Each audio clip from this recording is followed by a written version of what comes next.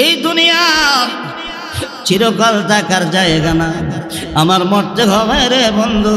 আমি ঘুষ খাবো না, ঘুষ নিব না। আল্লাহর নবী বলেন অলির খাতায় তোর নাম উঠে গেছে। শুধু তাই না, এ যুবক, সুন্দরী নারী, রূপসী নারী তোরে অফার দিয়েছে গুনার জন্য, সব ঠিকঠাক সুযোগ আছে। তুই যদি বলস না রে বোন, আমি মরতে হবে, আমি মরতে হবে, আমি কবরে যাবো, গুনাহ করব না, আমি জিনা করব না, গুনাহ করব না, বলে জাহান্নামের আগুন সইতে পারবো না, এই কথা বলে যুবক যদি তুই গুনাহটা ছাড়িয়া দেস, ও যুবক তোর নাম ওলির খাতায় উঠে যাবে। এ যুবক, সুন্দরী নারী তোরে ডাকছে, আয় তোমারে নিয়ে ঘুরতে যাবো, পিকনিক করো, ভ্রমণে যাবো। তুমি যদি না যাও গুনাহ থেকে বেঁচে থাকো, যদি বলো না আল্লাহকে ভয় করি, তোমার নাম ওলির খাতায় উঠে যাবে। সুবহানাল্লাহ বলেন। তাহলে গুনাহ ছেড়ে দাও, ইবাদত জোরে কোন ঠিক কিনা? এর যুবক, বসরা নগরীতে হাসান বসরির বাড়ি। বাড়ি কই? বসরা। হাসান বসরির বাড়ি কই? একজন যুবক বাজারে আসলে তার শরীর থেকে সুঘ্রাণ বের হয়। বসরার মানুষ তাকে মেশকি ডাকে, মেশকি। মেশকি আম্বরের গ্রাম তার যুবকের গাছ থেকে পাওয়া যায়। হাসান বসরির সাথে একদিন দেখা হয়েছে। হাসান বসরি বলে, যুবক তোমার গায়েতে মেশকি আম্বরের গ্রাম। আলহামদুলিল্লাহ নাহমাদুহু ওয়া নাস্তাঈনুহু ওয়া নাস্তাগফিরুহু ওয়া নু'মিনু বিহি ওয়া নাতাওয়াক্কালু আলাইহি ونعوذ بالله من شرور أنفسنا ومن سيئات أعمالنا من يهده الله فلا مضل له ومن يضلله فلا هادي له ونشهد أن لا إله إلا الله وحده لا شريك له ونشهد أن سيدنا وسندنا وحبيبنا ومولانا محمدا عبده ورسوله الذي أرسل إلى الناس كافة بشيرا ونذيرا وداعيا إلى الله بإذنه وسراجا منيرا أما بعد فقد قال الله تعالى في كلامه المجيد أعوذ بالله من الشيطان الرجيم بسم الله الرحمن الرحيم إنما المؤمنون الذين إذا ذكر الله وجلت قلوبهم وإذا تليت عليهم آياته زادتهم إيمانا وعلى ربهم يتوكلون الذين يقيمون الصلاة ومما رزقناهم ينفقون أولئك هم المؤمنون حقا لهم درجات عند ربهم ومغفرة ورزق كريم.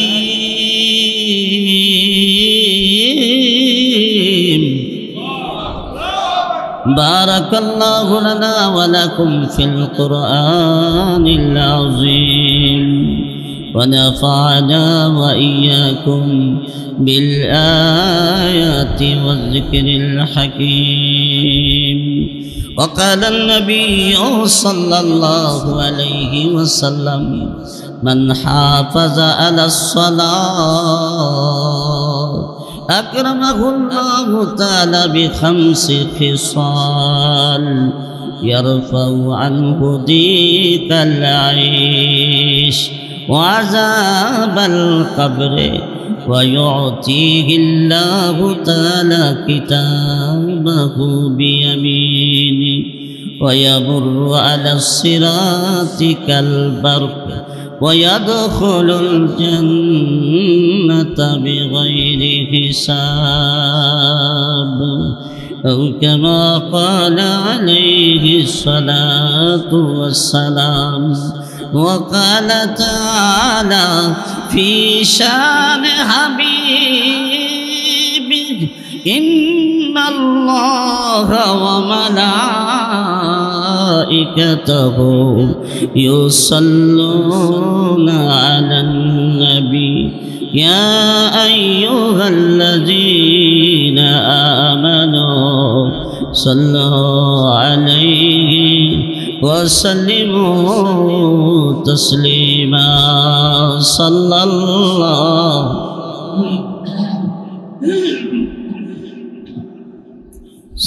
الله عليه صلى الله محمد صلى الله आशिकों का दिल बनाया आईना अल्लाह ने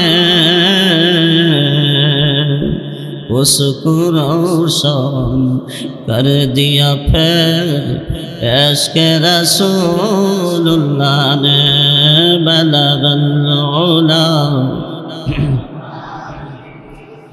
कशाफ़त दुजा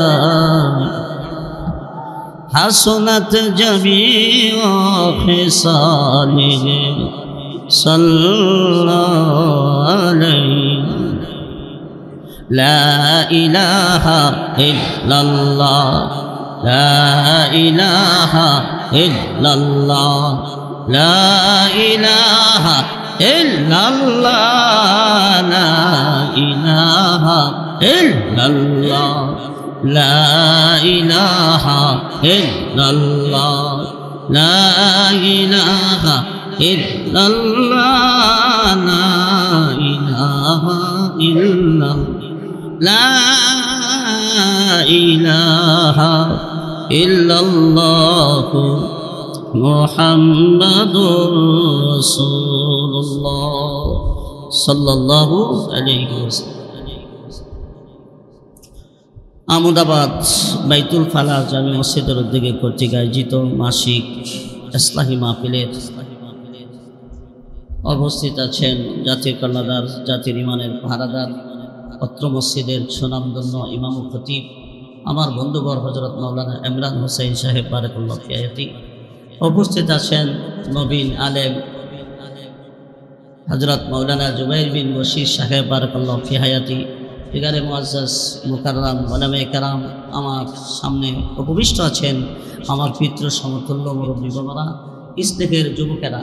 মহান আল্লাহ তাআলার দরবারে অসংখ্য অগণিত শুকর আদায় করছি এই জন্য যে আল্লাহ তাআলা আমাকে আপনাদের থেকে দোয়া নেওয়ার জন্য, আপনাদের ডাকে সাড়া দিয়ে হাজিরা দেওয়ার তৌফিক দিয়েছেন। তাই কালিমাতুশ শুকর একবার বলি আলহামদুলিল্লাহ। আসলে আমার ভাই মাওলানা ইমরান হোসেন সাহেব বলছেন এই আমদাবাদ এলাকাটা আমার একটা মহব্বতের এলাকা। আমি বহুদিন আগ থেকে এই এলাকায় আসি। আজকেও আমার অনেক দূরে প্রোগ্রাম ছিল, ভাবলাম যে যাক আমার ভাই মাঝখান দিয়ে আবার বিদেশে চলে গেছিল, আবার আসছে, আবার আপনারা আনছেন, আমারও আপনাদের সাথে দেখা করার একটা সৌভাগ্য হবে, এই জন্য আমি আবার আসছি। তো আমি আপনাদেরকে মহব্বত করি, আমি আশা করি আপনারাও আমাকে মহব্বত করেন।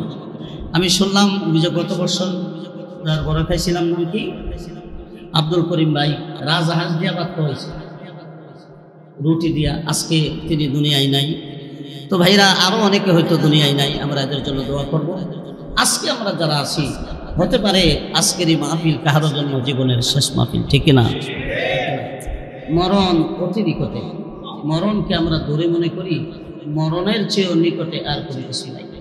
আল্লাহ রসুল সাহাবায়ে কেরামকে বললেন, সাহাবীরা বলো তো দেখি মরণ কতটুকু দূরে?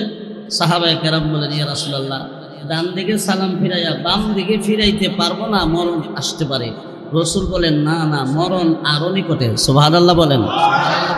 চোখের পলক দেওয়ার আগে আগেই মরণ আসতে পারে, যেরকম ঠিক কিনা? মরণ থেকে কেউ পালাইতে পারবে? মরণ থেকে যতই পালাও, মরণ তোমায় লইবে গিরি, যদিও তুমি আকাশ পথে পালাও, সে তাই লাগিয়ে সিঁড়ি। বাসন দেব, বাসন দেব, বাসন দেব। এই দুনিয়ায় আমরা যতদিন আছি, আমরা বিদেশ আছি। কোথায় আছি?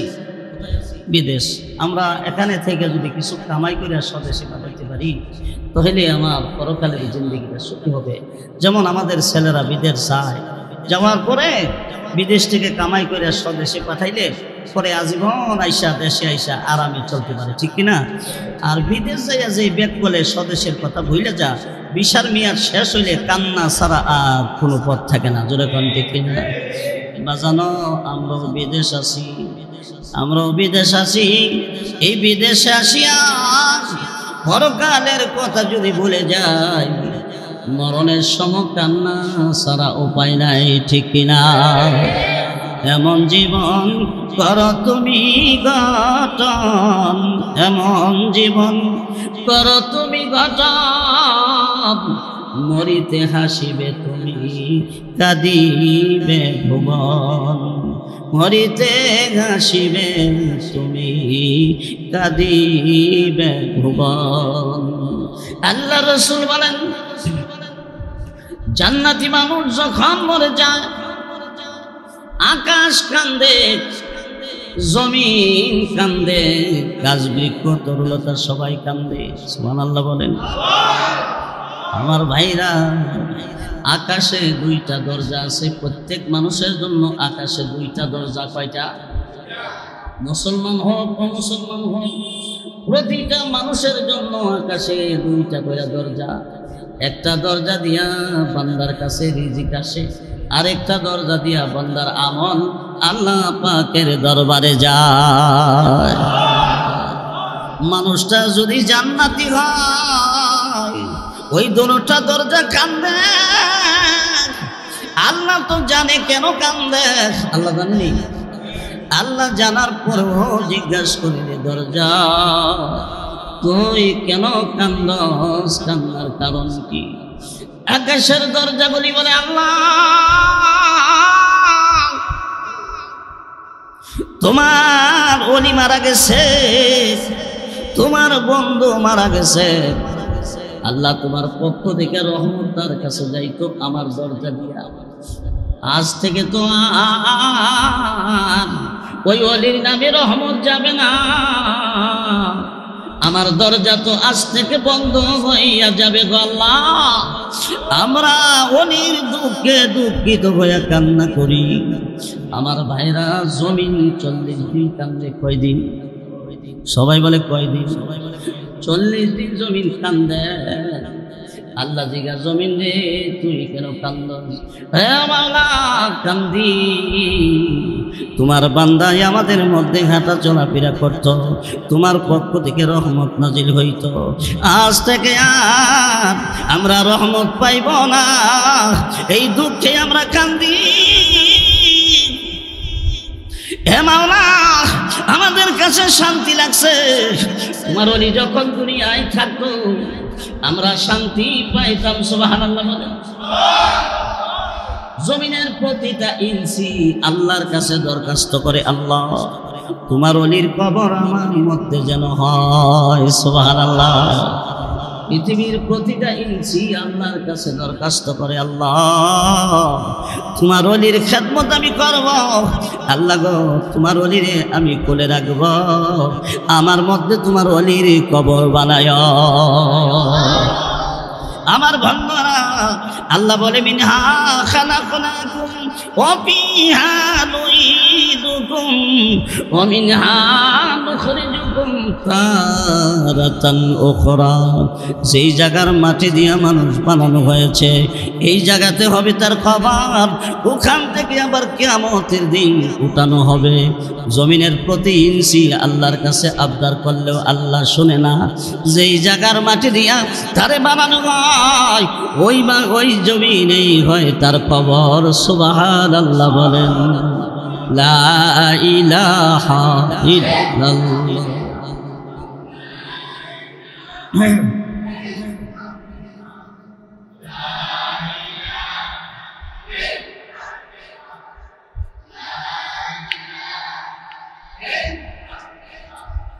লা ইলাহা ইল্লাল্লাহ, লা ইলাহা ইল্লাল্লাহ, লা ইলাহা।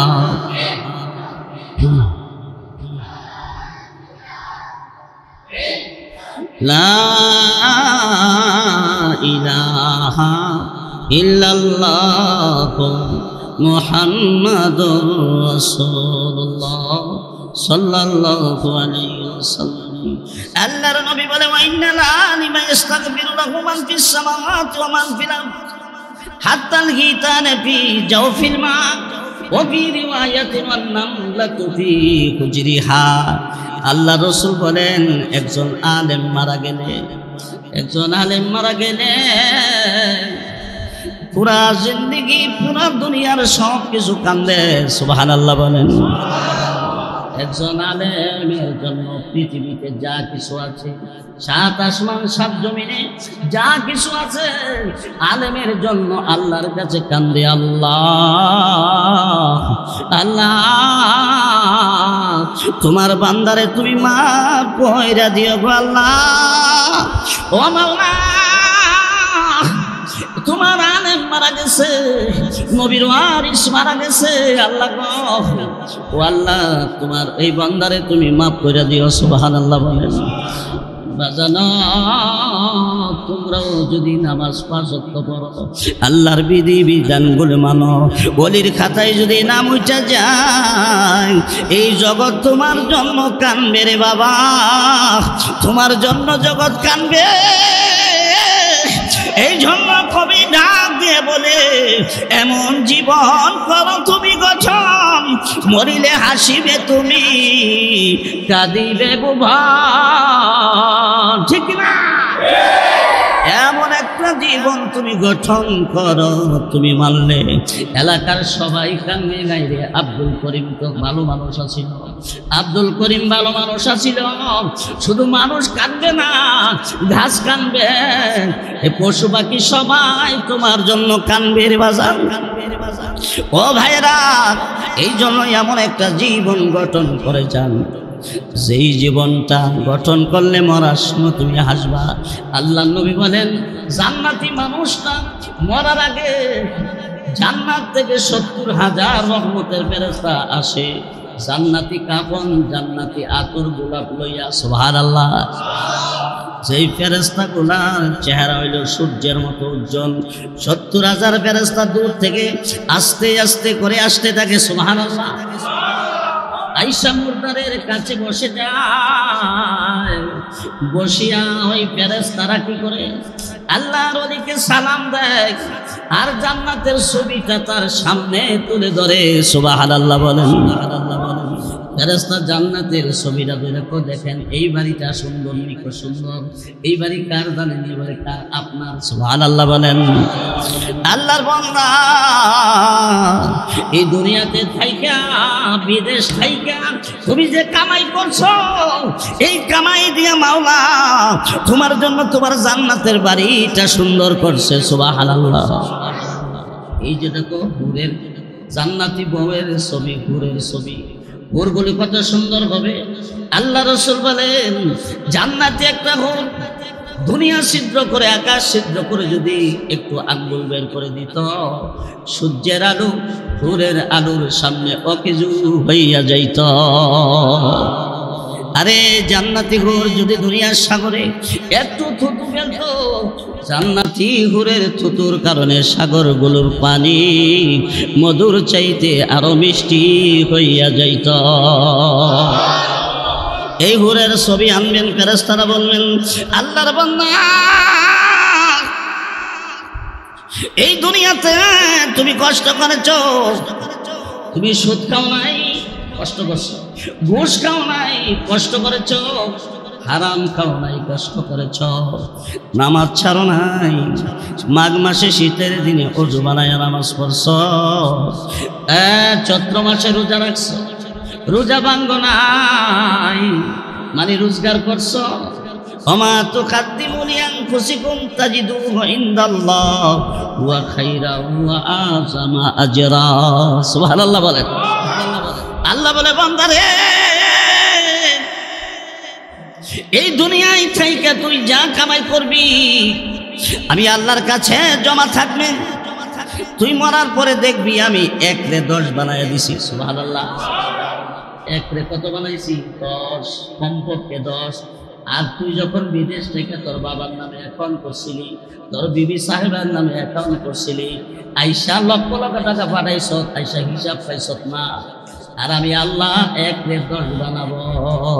সুবহানাল্লাহ। লা ইলাহা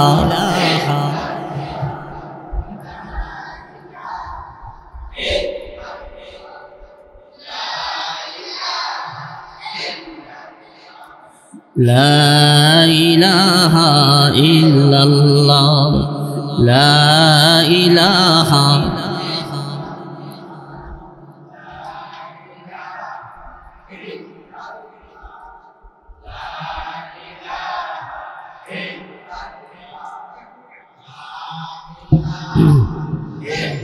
পাহাড়েরি পাহাড়েরি ঝর্ণা সমূহ গর্জে উঠে দেওয়ানা, সবেদারি বলিরা ওই করেছে ইনাম সাধনা। লা ইলাহা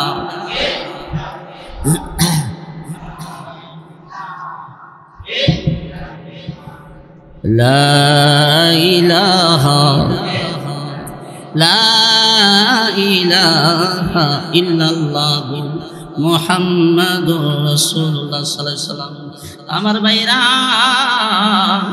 জান্নাতের ছবি নিয়ে আসবেন, জান্নাতের বাড়িটা দেখাবেন, ছবিটা কেন নিয়ে আসবেন? জান্নাতের ছবি কেন নিয়ে আসবেন? কারণ কি বাজান? এই দুনিয়ায় দীর্ঘদিন থাকতে থাকতে দুনিয়ার প্রতি আমাদের একটা মায়া হয়েছে কিনা? ছেলের মায়া, নাতি নাতনির মায়া, বাড়ির মায়া, দেশের মায়া, হুট করে মায়াটা কিন্তু ছেড়ে দেওয়া যায় না। এই জন্য আল্লাহ জান্নাতের ছবি দিয়া পাঠায়। আল্লাহ ডাকে ফেরেশতারে, যা আমার বান্দাকে জান্নাতের ছবিটা নিয়ে যা, জান্নাতের ছবিটা দেখা। এই জান্নাতের ছবিটা দেখলে এই দুনিয়ার মহব্বত তার অন্তর থেকে কমবে। সুবহানাল্লাহ। সুন্দর বাড়ি দেখা দুনিয়ার মহব্বত কমবে। এবার বাড়ি দেখাইবার পরে বলে যাইবেন না থাকবেন? হ্যাঁ হ্যাঁ চলে যাবো চলে যাবো। সুবহানাল্লাহ বলেন না, এই পয়সা দুনিয়ায় আর থাকতে চায় না, আমি চলে যাই।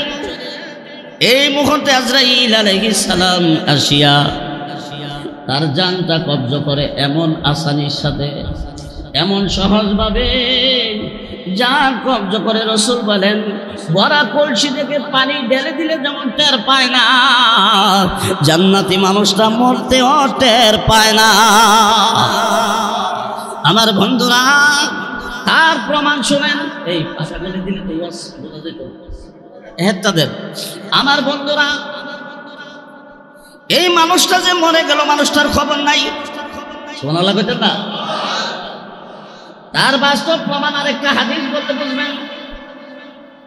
আল্লাহ রাসূল বলেছেন মানুষটাকে যখন জানাজা দিয়ে দাফন করা হয়, দিনের বেলা দাফন করেন আর রাত্রে বেলা করেন, যেই কোনো সময় দাফন করেন, এই লোকটা ভিতরে যখন রূহ আসবে এই লোকটা দেখবে আসরের টাইম যায় অর্থাৎ মাগরিবের আগ মুহূর্তে সূর্যটা ডুবে ডুবে বাপ এই অবস্থায় মুর্দার দেখতে পাবে।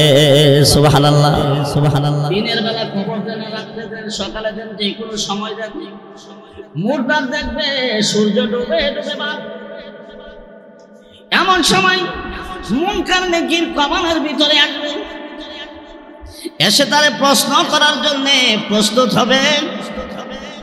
মুর্দার ডাক দিয়ে বলবে, লাশ বলবে, ও আল্লাহর বান্দারা তোমরা কারা আমাকে প্রশ্ন করার জন্য আইছো? আসরের নামাজ আমি পড়ি নাই, সুবহানাল্লাহ বলে, আসরের নামাজ পড়ি নাই, বসেন আমি নামাজটা পড়ি তারপরে কথা হবে। ফেরেশতারা ডাক দিয়ে বলবে, আল্লাহর বান্দা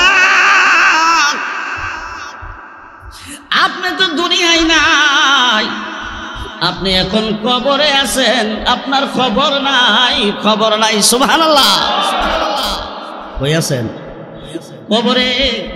দেখেন এখানে আপনার ছেলে মেয়ে নাই, আপনার বিবি নাই, নাতি নাতনি কেউ নাই রে, একা।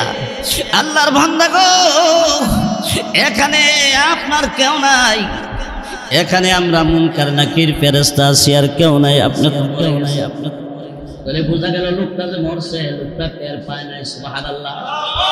তাই আল্লাহ নবী বলেন জান্নাতি মানুষটার মরণ এত সহজ হবে, বড়া কলসি থেকে পানি ঢেলে দিলে যেমন টের পাওয়া যায় না, জান্নাতি মানুষ মরলেও টের পাবে না।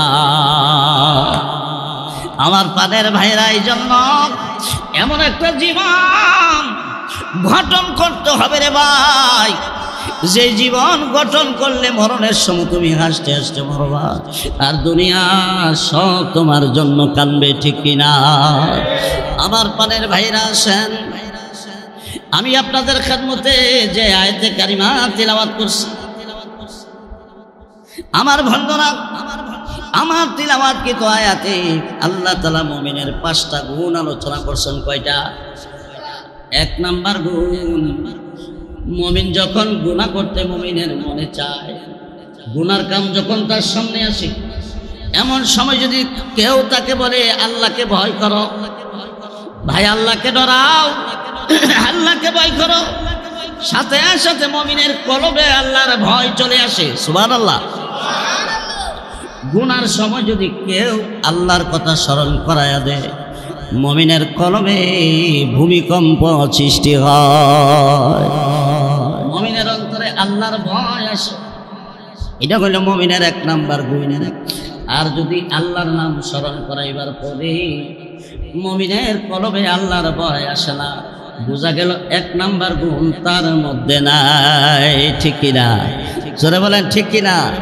আর আল্লাহর ভয় আসলে, এই মুমিনের কলবে আল্লাহর ভয় আসলে বোঝা গেল আল্লাহকে ভয় করা মুমিনের একটা গুণ। আল্লাহকে ভয় করা মুমিনের কি একটা গুণ? আল্লাহকে মুমিন ভয় করবে, আল্লাহর নাম যখন মুমিন শুনবে, সাথে সাথে মুমিনের কলবে ভূমিকম্প সৃষ্টি হয়। বলেন সুবহানাল্লাহ। সুবহানাল্লাহ। আমার বন্ধুরা, আল্লাহকে ভয় করতে হবে। অনেকে আছে আল্লাহরে ডরাই না, মানুষকে ডরায় কি করো?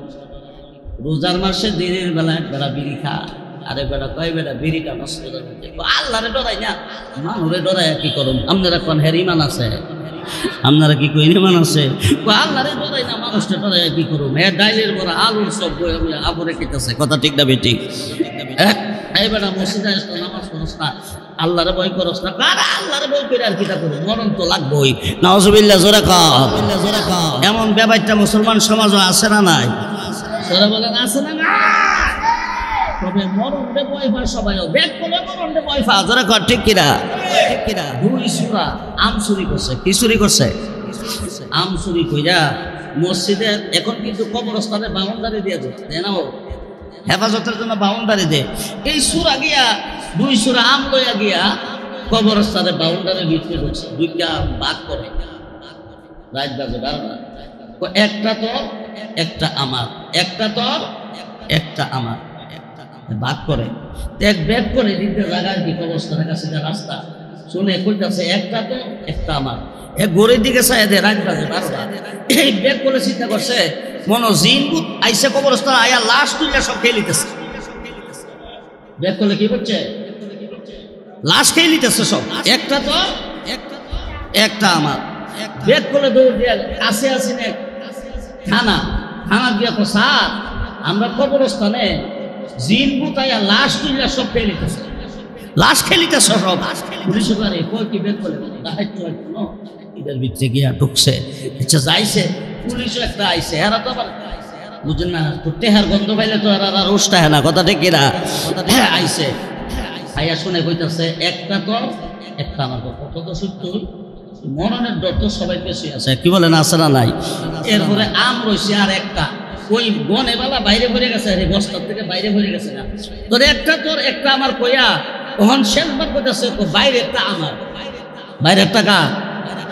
পুলিশ বাড়ি হে তোমার দিকে দাঁড়াইছে, আসল তো জিন। পুলিশ বন্দুক বন্দুক ফালাই উঠতে পারছে দৌড়। আসলে তো এদের ভিতরে দেও এবং জিন বুতাইছে কবরস্থান, আমারে দেখাইবো এ বন্দুক ফালাই তো দৌড় পাচ্ছে। তাহলে মরণের ভয় পুলিশেরও আছে, জোরে বলেন আছে না নাই? জোরে বলেন আছে না নাই? মরণে সবাই ভয় করে, কিন্তু দুঃখের বিষয়, পরিতাপের বিষয়, মরণে ভয় করে ঠিক, কিন্তু নেক কাজ করতে রাজি, নামাজ পড়তে রাজি না। ভাইরা আমার, আল্লাহ বলে মুমিনের 1 নাম্বার গুণ, মুমিন যখন গুনাহ করতে চায়, এই সময় যদি মুমিনের সামনে আমার নামকে উচ্চারণ করে, মুমিনের অন্তরে ভয় পায়। আমার ভাইরা, বুখারী শরীফের হাদিস শুনেন। বনি ইসরাইলের 3টা লোক ভ্রমণে গেছে, 3 জন যুবক পাহাড়ের উপর যায় উঠছে, প্রচন্ড বাতাস, ঘূর্ণিঝড় শুরু হয়ে গেছে। 3 জন যুবক পাহাড়ের গুহার ভিতরে ঢুকছে।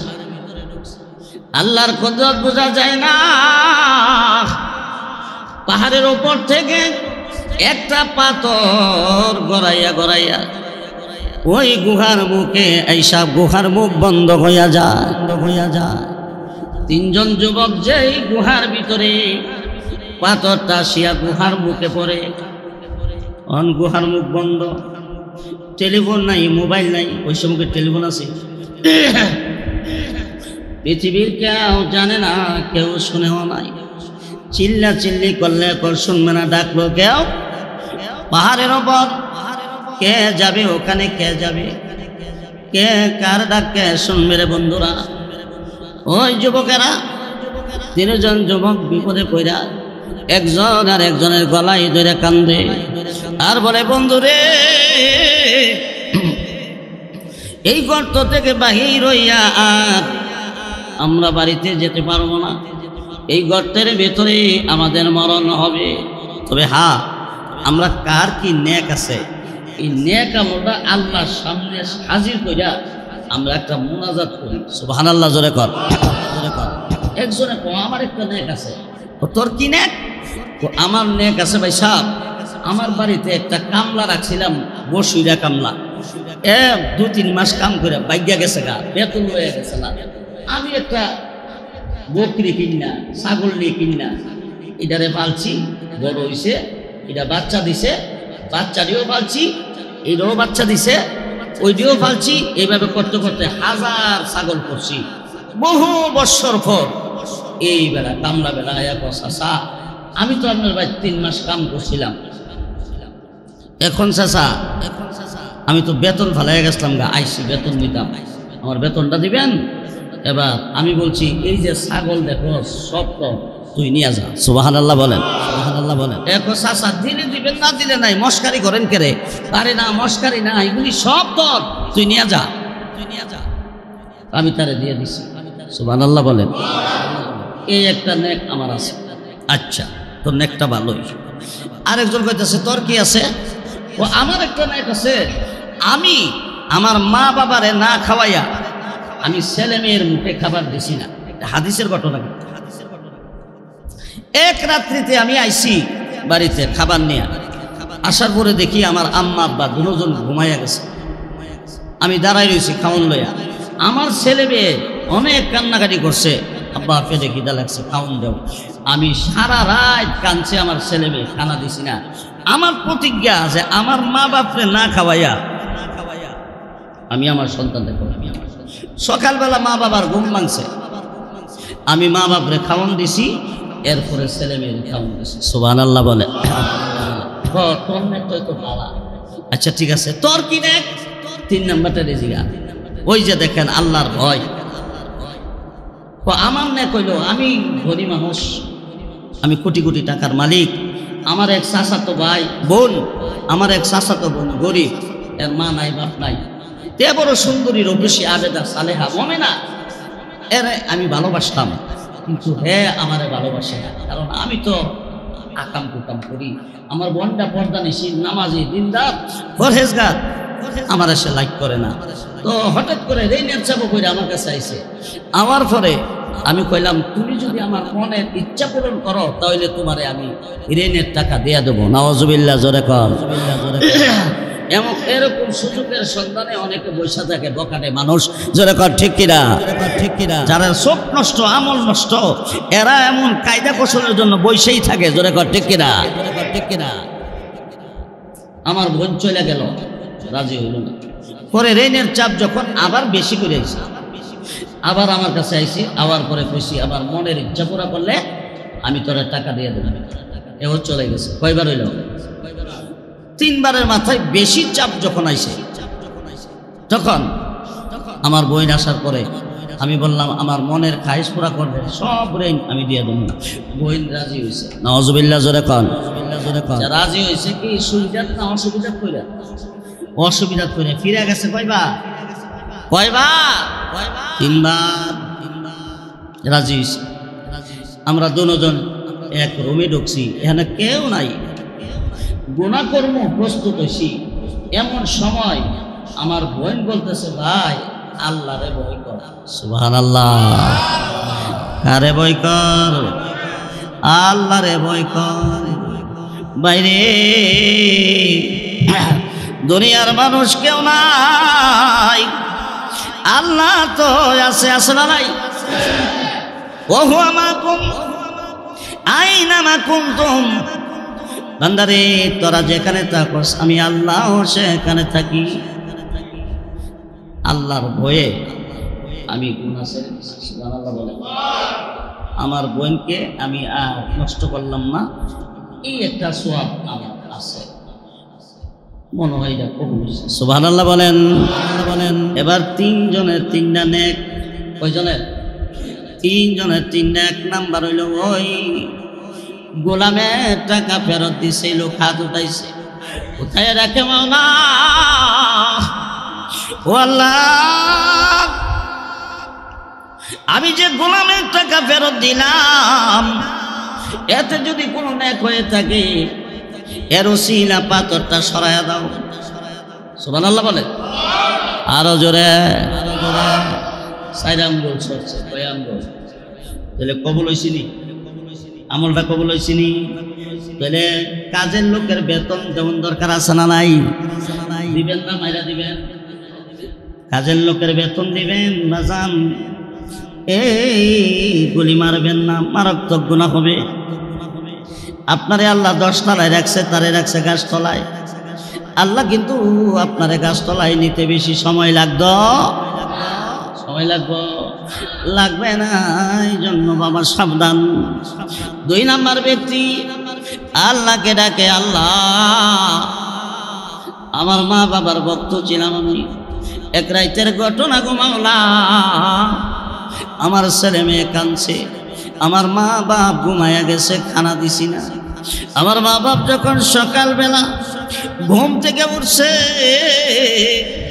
মা বাবাকে আগে খাওয়ান দিছি, তারপরে আমি আমার সন্তানদের মুখে খাবার উঠাইয়া দিলাম। আল্লাহ, এতে যদি কোনো সওয়াব হইয়া থাকে, এর ওসিলা পাথরটা সরাইয়া দাও। এই কথা বলার সাথে সাথে পাথর 4 আঙ্গুল সরছে। কয় আঙ্গুল? মিলাইয়া কয় আঙ্গুল হয়েছে? কেল্লা বাড়িব, 8 আঙ্গুলে কেল্লা বাড়িব। আর রয়েছে কজন? একজন। 4 আঙ্গুল হলে তো বাড়িতে সম্ভব না। আর 4 আঙ্গুল 12 আঙ্গুল দিয়ে কি বেরোন যাব? এবার সবাই কান্দে বাইরে। আর তুমি আছো।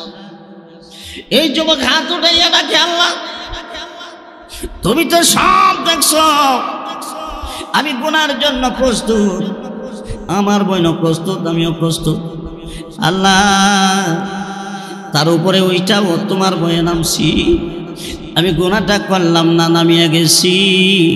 এতে যদি দেখয় গো, এর ওসিলা পাথরটা সরাইয়া দাও। এই কথা বলার সাথে সাথে পাথর যে কোথায় চলে গেছে হদিস পাওয়া যায় না। ইত্তাকিল মাহারিমা তাকুন আবাদান নাস। আল্লাহ রাসূল বলে, উম্মত রে, সব হারাম কাজ থেকে বাঁচা থাকো। যদি হারাম কাজ থেকে বেঁচে থাকতে পারো, তুমি হইবা সবচেয়ে বড় আবেদ। এ যুবক, হারাম কাজ থেকে যদি বেঁচে থাকতে পারো, তোর নাম আল্লাহর ওলির খাতায় উঠে যাবে, ঠিক কিনা? পাথর যে কই গেছে বেশি, তাহলে কোনটা কবুল হয়েছে বেশি? লাস্টেরটা। তাহলে গুনাহ করাও এবার, গুনাহ ছাইরা দেওয়া কি? গুনাহ ছাইরা দেওয়া কি ইবাদত? গুনাহ ছাইরা দেওয়া, মদ ছাইরা দেওয়া ইবাদত, ঘুষ ছাইরা দেওয়া ইবাদত, সুদ ছাইরা দেওয়া ইবাদত। বাজানো শুধু নামাজের নাম ইবাদত না, শুধু রোজার নাম ইবাদত না। আপনার সামনে গুনাহ রেডি। গুনাহ কি? মিথ্যা সাক্ষীটা দিলে 1 লাখ টাকা দিবেন।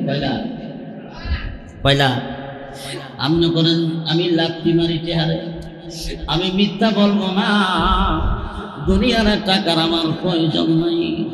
আল্লাহ ওলির খাতায় তোর নাম উঠছে। বড় অফিসার কলম দিয়ে গোতা দিলে 1 লাখ, 1 গোতায় পয়লা। বড় অফিসার লক্ষ লক্ষ টাকা ঘুষ আসে। অফিসার ডাক দেয়া কয়, না রে, না না, আমি ঘুষ খাবো না। এই দুনিয়া চিরকাল থাকার জায়গা না, আমার মরতে হবে রে বন্ধু, আমি ঘুষ খাবো না, ঘুষ নিব না। আল্লাহর নবী বলেন, ওলির খাতায় তোর নাম উঠে গেছে। শুধু তাই না,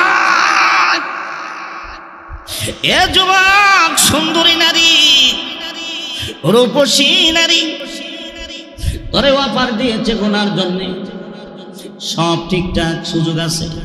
তুই যদি বলস, না রে বোন, আমি মরতে হবে, আমি মরতে হবে, আমি কবরে যাব, গুনাহ করবো না, আমি জিনা করবো না, গুনাহ করবো না, বলবে জাহান্নামের আগুন সইতে পারবো না। এই কথা বলে যুবক যদি তুই গুনাহটা ছাড়িয়া দেস, ও যুবক, তোর নাম ওলির খাতায় উঠে যাবে। এ যুবক, সুন্দরী নারী তোরে ডাকছে, আয় তোমারে নিয়ে ঘুরতে যাবো, পিকনিক করো, ভ্রমণে যাবো। তুমি যদি না যাও, গুনাহ থেকে বেঁচে থাকো, যদি বলো না আল্লাহকে ভয় করি, তোমার নাম ওলির খাতায় উঠে যাবে। সুবহানাল্লাহ বলেন। তাহলে গুনাহ ছেড়ে দাও, ইবাদত জোরে কোন ঠিক কিনা? এর যুবক, বসরা নগরীতে হাসান বসরির বাড়ি। বাড়ি কই? বসরা। হাসান বসরির বাড়ি কই? একজন যুবক বাজারে আসলে তার শরীর থেকে সুঘ্রাণ বের হয়।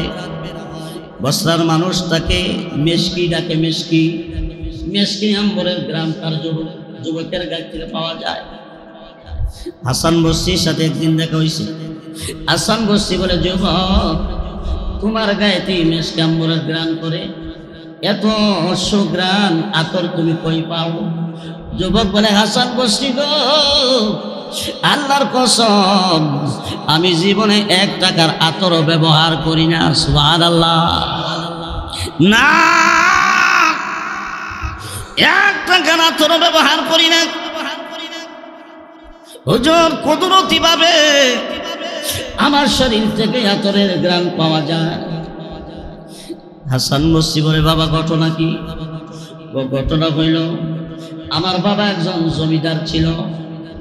আমার বাবার একমাত্র সন্তান আমি মানুষের সাথে বেশি কথাবার্তা কই না, একা একা বৈশা থাকি। আমার আব্বার এক বন্ধুর কাপড়ের দোকান আছে বসরা শহরে। আমার আব্বা ওনার বন্ধুর কাছে গিয়ে, বন্ধুরে আমার তো টেহার অভাব নাই, একটা ফুল আছে আমারে আল্লাহ দিচ্ছে, ব্যাগ কর, তোর সাথে কথা কয় না। তো আমার আব্বার বন্ধু কাপড়ের দোকান আছে, তো কইতাছে তোর ফুলাটারে আমার কাপড়ের দোকানও দে, দোকানও দিলে ব্যাগ কর, কথা ঠিক না? ও বেহুবরে নিয়ে যদি বাজারে ভালাইতে পারেন 6 মাস থাকলে বা আমার এনে দোকানও দিচ্ছে। তো আমি তো খুব সুন্দর, জমিদারের হোক না, আমার মাও সুন্দর, আমার বাপও সুন্দর, আমিও সুন্দর।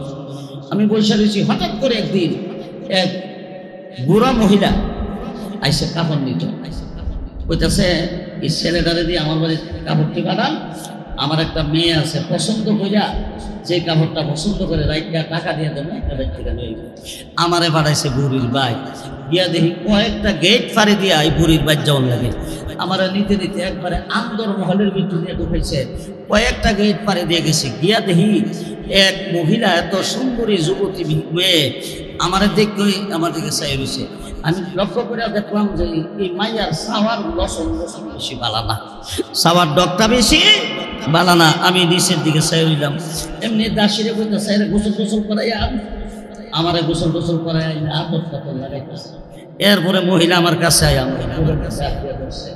ভয় পাই না, আমি তোমার পছন্দ করছি। নাউজুবিল্লাহ, জোরে কন। আমি জীবনেও বেগানা নারীর দিকে চাই না, আমার বউ ধরে আমি তোমার পছন্দ করছি।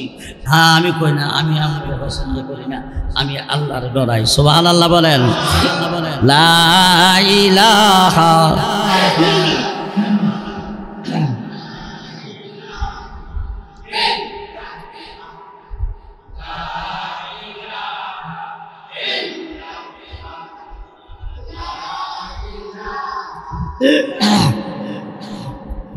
লা ইলাহা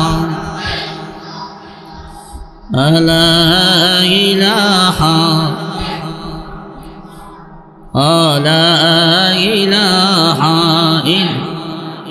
লা ইলাহা ইল্লাল্লাহ মুহাম্মাদুর রাসূলুল্লাহ সাল্লাল্লাহু আলাইহি সাল্লাম। এমনি আমি ডাক দিয়ে বললাম, এ মেয়েরা,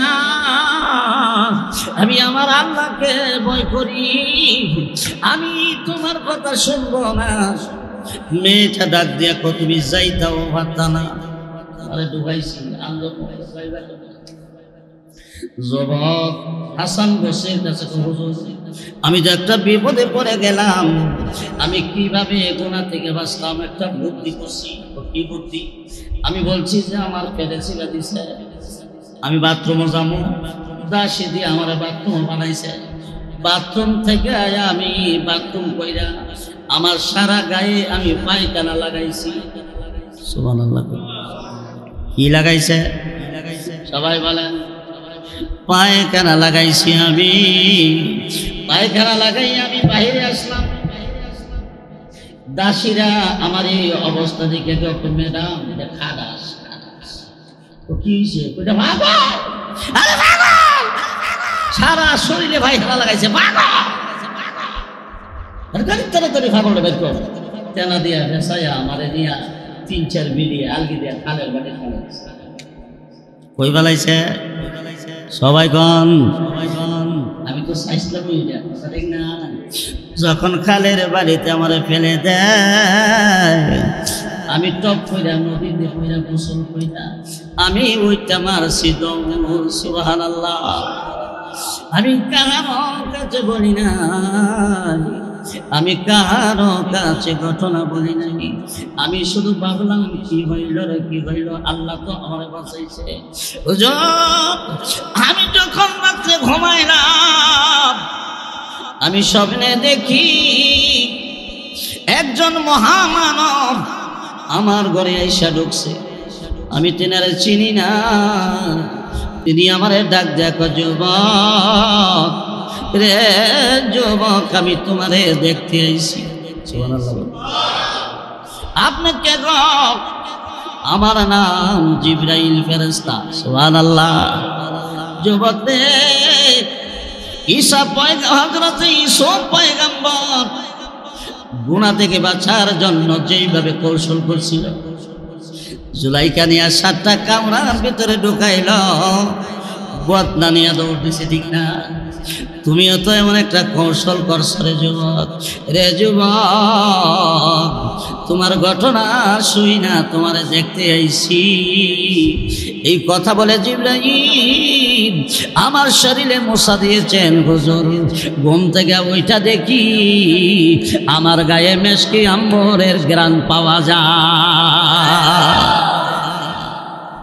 হুজুর, এটা জিবরাইলের হাতের স্পর্শ দ্বারাতে আমার কোনো ভুল নয়। জিবরাইল আমিন যে আমার গায়ে মশা দিলেন, এই কারণে মেশকি আম্বরের ঘ্রাণ পাওয়া যায়। সুবহানাল্লাহ। আমি 1 টাকার আতরও ব্যবহার করি, 1 টাকার আতর আমি ব্যবহার করি না বন্ধুগণ। আল্লাহ বলেন, ওয়াল্লাযীনা জাহাদু ফীনা লানাহদিয়ান্নাহুম সুবুলানা। আমারে পাওয়ার জন্য যারা চেষ্টা করে, আমারে পাওয়ার যত রাস্তা আছে সব রাস্তা আমি খুলে দেই।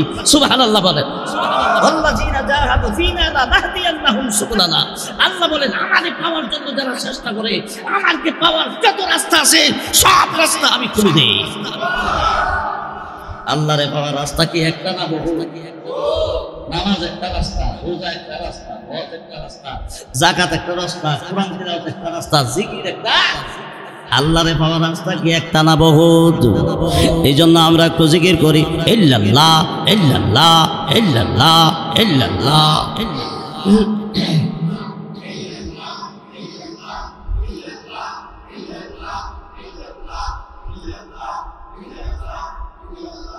illallah illallah illallah illallah illallah illallah illallah illallah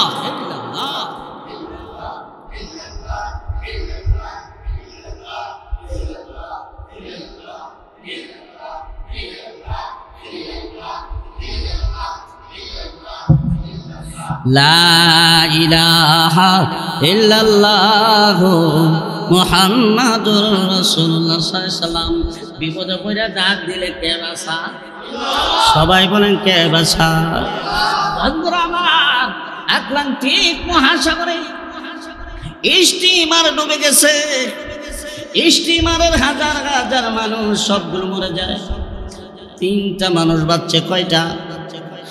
একটি মা, তার কোলে একটা বাচ্চা, আর একটা কালো হাফসি নেগ্রো বেঈমান। কয়জন? স্টিমারের তক্তায় মা শিশু বাচ্চা নিয়ে বসে আছে, আর কালো নেগ্রো বেঈমান সাঁতরাইয়া সাঁতরাইয়া ওই স্টিমারের তক্তার উপরে উঠে উঠিয়া দেখে মুসলমান নারী, পর্দানিশীল নারী, আবেদা সালেহা মুমিনা। মহিলাটা নেককার, মহিলার বাবা মারা যায়, ভাই মারা যায়, স্বামী মারা যায়। মহিলা কোলে বাচ্চা নিয়ে স্টিমারের তক্তায় বসে কান্দে। এমন সময় কার শুকরিয়া আদায় করা দরকার? সবাই বলেন। কালো নেগ্রো বেঈমান তক্তার উপর আসিয়া সুন্দরী মেয়ে দেখে আর জিহ্বার পানি মানাইতে পারে না। বাজানো কয়লা দইলে ময়লা যায় না, ঠিক কিনা? খারাপ প্রস্তাব দিছে মুসলমান নারী। আল্লাহকে ডাকে, আল্লাহ আমি এখন কোন বিপদে পড়লাম? আমার বাবা মারা যায়, মা মারা যায়, স্বামী মারা যায়, আমার আত্মীয় স্বজন সবাই মারা যায়। আমি অর্ধাঙ্গিনী, আমি দক্ষিণী, আমি বাঁচছিলাম। আমার কোলে একটা শিশু নিয়ে আমি বেঁচে আছি, আমার বাঁচাইছ। আল্লাহ গো, আমার সতীত্ব তো কেউ নষ্ট করতে পারে নাই। আমি সতী নারী, তুমিও জানো আল্লাহ। এখন আমি কোন বিপদে পড়লাম আল্লাহ, তুমি আমারে বাঁচাইও।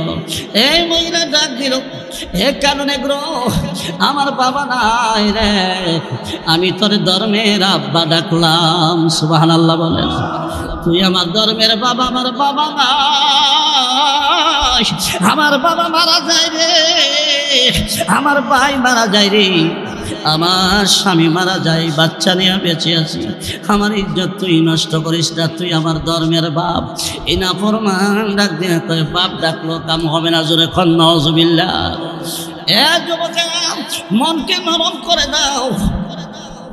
এমনি এই মহিলাটাকে বাইরে বাপ ডাকলাম, মানলি না, তাইলে তুই আমার ধর্মের ভাই। আমার ভাই নাই রে, আজ থেকে তুই আমার ধর্মের ভাই লাগস। বেঈমান ডাক দেখো না, ভাই ডাকলো আমি মানি না, বাবা ডাকলো মানি না, আমার মনের খায়েশ পুরা করা লাগবে। জোরে কর নাউজুবিল্লাহ। বাবারে, কয়লা ধুইলে ময়লা যায়, কয়লা দিলে ময়লা যায় না, বেঈমানের মন নরম হয় না। আল্লাহ বলেন, ওয়াইজা যুকিরাল্লাহু ওয়াজিলাত কুলুবুহুম, মুমিনের একটা গুণ, মুমিনের মন যখন চা গুনাহ করতে আল্লাহর কথা স্মরণ হইলে মুমিনের কলবে ওয়াজিলাত মানে ভূমিকম্প সৃষ্টি হয়। সুবহানাল্লাহ। মুমিন বলে না, না আমি গুনাহ করব না, আমি আল্লাহর নাফরমানি করব না, আমি আল্লাহর নাফরমানি করব না। মুমিনের অন্তর কাঁপে, ঠিক কি না? বেঈমান কো মানি না। মহিলা চোখের পানি ছেড়ে দেখো, আল্লাহ আমার বাবা নাই, আমার ভাই নাই, স্বামীও নাই। আল্লাহ জীবনে কেউ আমার সতীত্বের উপর আক্রমণ করতে পারে নাই, আজকে এমন একটা অসহায় অবস্থা পড়লাম। আল্লাহ তুমি আমারে সাহায্য করো। সুবহানাল্লাহ বলেন। এই বেঈমানের হাত থেকে যদি তুমি রক্ষা না করো, আর কে করবে? মহিলাটা এবার ডাক দেয়া করে, বেঈমান শোন, আমার বাচ্চাটাকে দুধ পান করাইবার একটু সুযোগ দে, আমি বাচ্চাটারে দুধ পান করাই। আসলে বাবা, মহিলা ভাবছে দুধ পান করাইবার বাহানা দিয়া আমি যদি একটু দেরি করি, এই ফাঁকে দিয়া যদি আমার আল্লাহ কোনো স্টিমার পাঠাইয়া দেয়, মানুষ আছে, তাহলে তো আমি গুনাহ থেকে বাইসা গেলাম, ঠিক কিনা?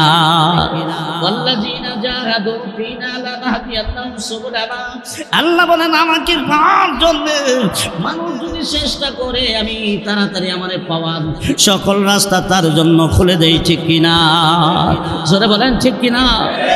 আমার বন্ধুরা, এবার মহিলা বাচ্চাটারে চাপ দিয়ে ধরছে। বেঈমান কো, তাড়াতাড়ি করো, তাড়াতাড়ি করো ভাই, আরেকটু পান করে লোক, আরেকটু পান করে লোক। বেঈমানের সহ্য হইল না, মারকুল থেকে নবজাত বাচ্চাটাকে টান দিয়া দিয়া সাগরে ডিল মেরে ফেলে দেয়। নাউজুবিল্লাহ। মহিলা আকাশের দিকে তাকায়া আমার আল্লাহকে ডাকে, আল্লাহ গো, সতীত্বের হেফাজতের জন্য সন্তান আমি বিদায় করলাম। আমার ভাই নাই, মা নাই, আমার বাবা নাই, ভাবছিলাম বাচ্চাটাকে নিয়ে জীবন বাঁচাবো, বাচ্চার দিকে তাকাইয়া আমি বাকি জীবন কাটাবো।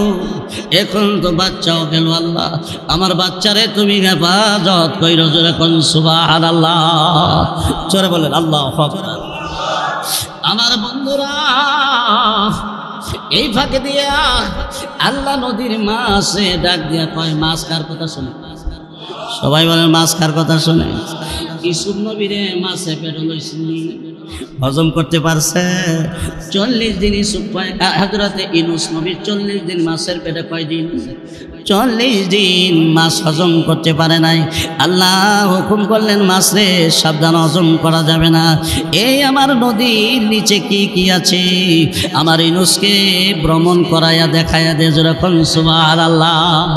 আমার ভাইরা, আল্লাহ ডাকে নদীর মাছ রে, আইলে এই বাচ্চাটাকে তোর পিঠের উপর বসায়া দে। যখন সুবহানাল্লাহ। মাছ এসে বাচ্চাটারে লুই ফেলাইছে, পিনের উপর উড়িয়া পানির উপর বাইসা রয়েছে। সুবহানাল্লাহ। আল্লাহ যারে বাঁচা তারে কেউ মারতে পারে না। আমার বন্ধুরা, এই বাগে দিয়ে আল্লাহ কুমির ডাক দিছে, কুমির কোথায় রে? এই নেগ্রো বেঈমানকে ধরে নিয়ে খা। সুবহানাল্লাহ। খপ করে একটা কুমির তারে ধরে নিয়ে চলে গেছে। এখন মহিলা নিরাপদ নেই, নিরাপদ। এই তক্তাটা ভাসতেছে ভাসতেছে, একটু পরে দেখা যায় একটা স্টিমার আসতেছে। মহিলা স্টিমারে দাঁড়াইয়া আওয়াজ ছোট, মহিলা হাত উঁচু করে ডাক দেয়,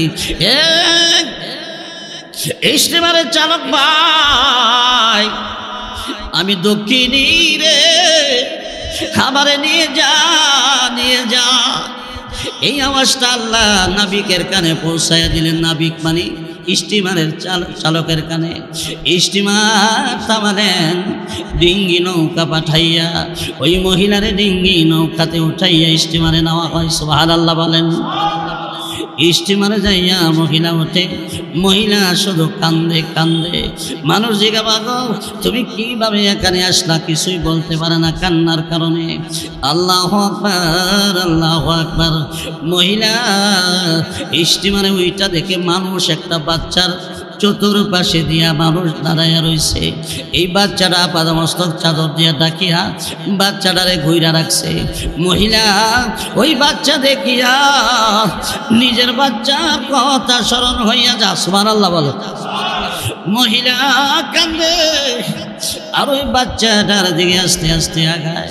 যাইতে যাইতে বাচ্চার কাছে যে পর্দা সরাইলেন, চাদর সরাইলেন, সরাইয়া দেখে আর কেউ নয় রে, নিজের সন্তান কলিজার টুকরা। আরে দেখে বাচ্চা হাসি মারছে। মা বাচ্চাটাকে টান দিয়ে কোলে উঠাইয়া আল্লাহ পাকের কুদরতি পায়ে সেজদায় পড়ে গেলেন। আল্লাহ তুমি তো সব পারো, ইন্নাল্লাহা আলা কুল্লি শাইইন কাদির। আল্লাহ গো তুমি তো সব পারো, আমার বাচ্চারে তুমি বাঁচাইয়া দিলা। এবার স্টিমারের চালক লোকেরা জিজ্ঞাসা ঘটনা কি বলো? মহিলা পুরা ঘটনা খুলিয়া বললেন। বাজান বাজান পুরা ঘটনা খুলিয়া বললেন। ও বাজান, আমার বাচ্চা কোথায় পাইলেন আপনি? ঢাক দিয়ে বলে, ও মা, আমরা যখন সাগরের মাঝখানে আইলাম, গায়েব থেকে একটা আওয়াজ হয়, কে যেন ডাক দিয়ে বলছে, স্টিমার চালক রে, স্টিমার থামাও, এই বাচ্চাটা স্টিমারে উঠাও। সুবহানাল্লাহ। এই বাচ্চা উঠাইলাম গোমা, একটা মাছের পিঠে বাচ্চাটা, এই বাচ্চাটা উঠাইয়া আনলাম। ও মা, তোমার বাচ্চা তোমার কাছে আল্লাহ ফিরাইয়া দিছে। বাজানো আল্লাহকে ডাক দিলে আল্লাহর সাথে সাথে শোনে, ঠিক কিনা? এই জন্য আমরা যা চাইব, কার কাছে চাইব? সবাই বলেন কার কাছে? আল্লাহর কাছে চাইব। মুমিন রে যুবক, তোমার কলিজায় আল্লাহর ভয়কে জাগা দাও। ইন্না কারামাকুম ইনদাল্লাহি আতকাকুম। যে মানুষগুলো আল্লাহরে ভয় করে, এই মানুষগুলো আল্লাহর কাছে সবচেয়ে প্রিয়। যারা ঠিক কিনা? ওই যা দুনিয়া আলাইহি মায়াতুহু জাদাতুম ঈমানা। মুমিনের 2 নাম্বার গুণ, মুমিন যখন কোরআন তিলাওয়াত শুনে, মুমিনের ঈমানের পাওয়ার বাড়ে। সুবহানাল্লাহ বলেন। মুমিন যখন কোরআন তিলাওয়াত শুনে, মুমিনের ঈমানের পাওয়ার বাড়ে। ও মুসলমান ভাইয়েরা, কোরআন তিলাওয়াত যেখানে হয় কোরআন তিলাওয়াত শুনবেন। আর যদি নিজে পারেন আলহামদুলিল্লাহ, যদি নিজে তিলাওয়াত না পারেন, ইমাম সাহেবের কাছে আয়া তিলাওয়াতের সময় শুনবেন। হাফিজি মাদ্রাসায় যায় বৈশা বৈশা কোরআন তিলাওয়াত শুনবেন। ওই যায় দুনিয়া আলাইহিম আয়াতুহু জাদাতুহুম ঈমানা। আল্লাহ বলে মুমিনের 2 নাম্বার গুণ, মুমিন যখন কোরআন তিলাওয়াত শুনবে, মুমিনের ঈমানের পাওয়ার বাড়বে। মুমিনের কি বাড়বে? ঈমানের পাওয়ার বাড়বে। বাজানো, যেখানে কোরআন তিলাওয়াত হয় সেখানে যাইবেন, যেখানে মাহফিল হয় সেখানে যাইবেন, আল্লাহর নির্দেশ। অবাজার কিয়ামতের দিন আল্লাহ জাহান্নামীদেরকে জাহান্নামের কিনারায় নিবে। আল্লাহ বলেন, ওয়াসিকাল্লাযীনা কাফারু ইলা জাহান্নামা যুমারা হাত্তা ইযা জাউহা ফুতিহাত আবওয়াবুহা ওয়া ক্বালা লাহুম খাজানাতুহা আলাম ইয়াতিকুম রাসূলুম মিনকুম ইয়াতলুনা আলাইকুম আয়াতি রাব্বিকুম ওয়া ইউনজিরুনাকুম লিকাআ ইয়াউমিকুম হাযা ক্বালু বালা ওয়ালাকিন হাক্কাত কালিমাতুল আযাবি আলাল কাফিরিন কিলা দুখুলু আবওয়াবা জাহান্নাম খালিদিনা ফিহা فبئس مثوى المتكبرين।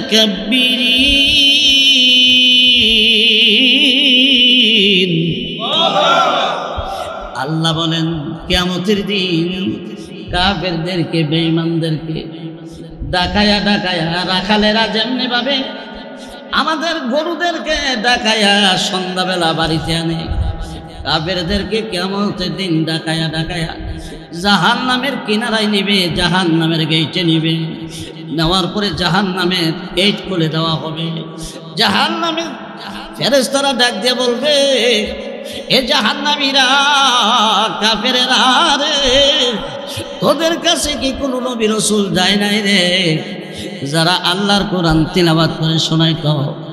নবী যদি না থাকে তখন বলবে, তোদের কাছে কি ওয়ারাসাতুল আম্বিয়া, নবীর ওয়ারিসগণ যায় নাই? তোদের আমদাবাদ মসজিদে কি ওয়াজ হয় নাই? এখানে কি কোরআন তেলাওয়াত হয় নাই? তোরে আলেম ওলামারা বোঝায় নাই? তোরে বোঝাইছিনি? পরকালের ভয় দেখাইছিনি? তখন বলবে কালু বালা, হা হা, আমদাবাদ মাসে মাসে মাহফিল হইছে, আমরা আর ইমরান সাহেব বড় বড় আলেম ওলামাই না বুঝাইছি, আমরা গেছি না, কোরআনকে গুরুত্ব দিছি না, মাহফিলে গেছি না, আমরা বাড়িতে বসে থাকতাম, আমরা গেছি না। আল্লাহ বলবে না ফরমান রে, গেছত না, আজকে বুঝবি। আবার ভঙ্গ না, ফেরেশতারা বলবে যাও যাও, ইলা দুখুলু আবওয়াবা জাহান্নামা খালিদিনা ফিহা। এ না ফরমান, জাহান্নামে ঢুকরে, এই জাহান্নাম থেকে আর তোদেরকে বের করা হবে না, আর বের করা হবে না। যারা কাফের, যাদের ঈমান নাই, তারা চিরস্থায়ীভাবে জাহান্নামে থাকবে। আর যারা মুসলমান ঈমান আছে, তারা অস্থায়ীভাবে বেড়াইতে যাইব। কি করতে যাইব? জাহান্নামে বেড়াইতে যাইব। ঈমানদার বেড়াইতে যাইব, যার যার গুনাহ অনুযায়ী বেড়াইব। কারণ কোন জাহান্নাম ঈমানদারের জন্য বানানো হয় নাই। ও ইদ্দাত লিল কাফিরিন, আল্লাহ বলেন যেখানেই বলা হয়েছে, হাদিসে বলেন আর আয়াতে বলেন, আল্লাহ বলেন কাফেরদের জন্য জাহান্নাম বানাইছি 7টা। কয়টা? 7টা। একটাও মুসলমানের জন্য বানাইছি না। তবে হ্যাঁ, মুসলমানের মধ্যে যদি কাফেরের মতো আমল করে, কিছুদিনের লেগে বেড়াইতে যাইব। কি করতে যাইব? বেড়াইতে যাইব, চিরস্থায়ী ভাবে না। জান্নাত পরিমাণ ঈমান থাকলেও এই জাহান্নাম থেকে একদিন বের হইয়া জান্নাতে আসল বাড়িতে যাবে। আর গুনাহ যদি থাকে, কাফেরদের জান্নাতে যাইব বেড়াইতে। কি করতে যাইব? বেড়াইতে যাইব। মুসলমান বেড়াইতে গেল একটা সুবা খাইল, আর জীবনে গুনতো না। কথা ঠিক কিনা? আমার প্রাণের ভাইরা, এই জন্য এই যে কোরআন তিলাওয়াত শুনলে ঈমানের পাওয়ার বাড়ে। সুবহানাল্লাহ বলেন। ঈমানের কি বাড়ে? ঈমানের পাওয়ার বাড়ে। এই জন্য কোরআন শরীফ শোনার দরকার আছে, নি ওয়াজে আসার দরকার আছে না নাই? আল্লাহ বলেন, ওয়া মান আরাদা আন যিকরি فإن له معيشة ضنكا ونحشره يوم القيامة أعمى قال رب لما حشرتني أعمى وقد كنت بصيرا قال كذلك أتتك آياتنا فنسيتها وكذلك اليوم تنسى আমার ভাইরা আল্লাহ বলেন যারা কোরআন থেকে দূরে থাকবে, কোরআনের মাহফিল থেকে দূরে থাকবে, কোরআনের বিধিবিধান থেকে দূরে থাকবে, ফাইন্না লাহু মাঈশাতান দানকা, আল্লাহ বলেন আমি তারে দুনিয়াতে অশান্তির জীবন দেব। কোন জীবন? কোটি কোটি টাকা হবে, শান্তি পাবে না। কোটি কোটি টাকার মালিক হতে পারবে, শান্তি পাবে না। মাঈশাতান দানকার 2 নাম্বার তরজমা, যারা কোরআনের মাহফিল থেকে দূরে থাকবে। এলাকায় মাহফিল হয়, কোরআন তিলাওয়াত হয়, মাহফিলে আসে না।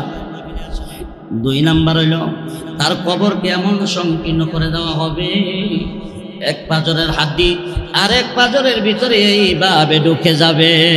নাউজুবিল্লাহ। মাঈশাতুন দানকার তাফসীর 2টা, একটা হইল অশান্তির জীবন দিব দুনিয়াতে, আর 2 নাম্বার হইল কবরকে সংকীর্ণ করে দেওয়া হবে। 3 নাম্বার শাস্তি কোরআনের মাহফিলে না আসা, না বসা, কোরআন না মানা 3 নাম্বার শাস্তি। ও নাহশুরুহু ইয়াওমাল কিয়ামাতি আমা, হাসরের মাঠে অন্ধ বানায়া উঠাবে। 50,000 বছর অন্ধ অবস্থায় হাসরের মাঠে দাঁড়ায় থাকবে। এবার বলবে কালা রাব্বি লিমা হাশারতানি আমা, আল্লাহ ওয়াকাদ কুনতু বাসীরা, আমার তো চোখ ছিল, আমি তো চোখে দেখতাম, আমার তো দৃষ্টি শক্তি ছিল, আমার কেন অন্ধ বানায়া উঠাইলেন? আল্লাহ কইব কালা কাযালিকা আতাতকা আয়াতুনা ফানাসিতাহা, এ নাফরমান তোর কাছে আমার কোরআন গেছে, এ তোরা আহমদাবাদ মসজিদে কোরআনের মাহফিল হইছে, উলামায়ে কেরাম ওয়াজ করে বুঝাইছে, এই হাফিজি মাদ্রাসায় কোরআন তেলাওয়াত হইছে, তোরা গেছত না, কোরআনের মাহফিলে বসছত না, আমারে ভুলে লাইছত। এই কারণে আজকে আমি আল্লাহ তোরারে ভুলে গেলাম, তোরারে জাহান্নামে দিলাম। নাউজুবিল্লাহ বলেন। তাহলে কোরআনের মাহফিলে আসার দরকার আছে না নাই? সবাই বলেন আছে না নাই? আল্লাহ আল্লাহ আল্লাহ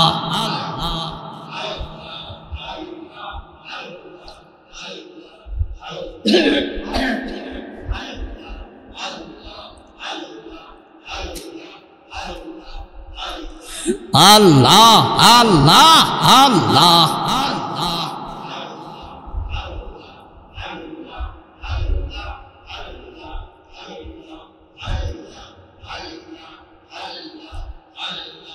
আল্লাহ আল্লাহ আল্লাহ আল্লাহ আল্লাহ আল্লাহ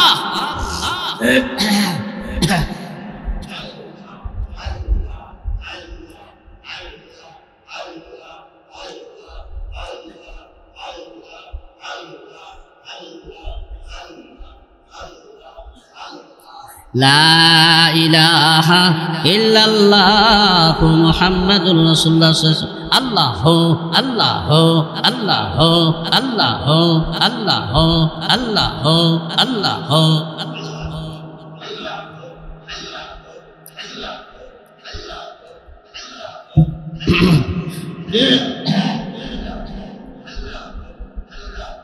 আল্লাহ আল্লাহ আল্লাহ আল্লাহ